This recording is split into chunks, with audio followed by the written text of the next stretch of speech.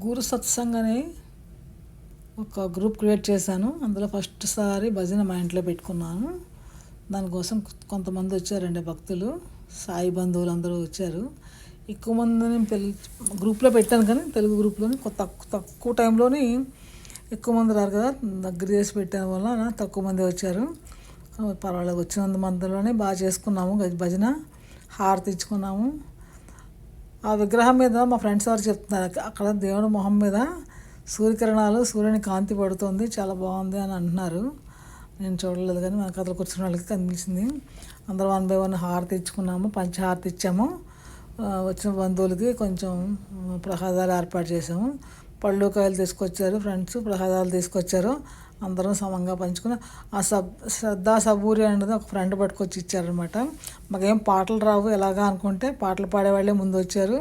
ఆ శ్రద్ధా సబూరి అనేది ఎవరు గిఫ్ట్ ఇచ్చారండి. చాలా హ్యాపీ అనిపించింది. మహారాష్ట్రియన్స్ కూడా వచ్చారు. దీనికి సింపుల్గా పెట్టుకున్నానండి, నాకు అలంకారాలు ఎక్కువ రావు.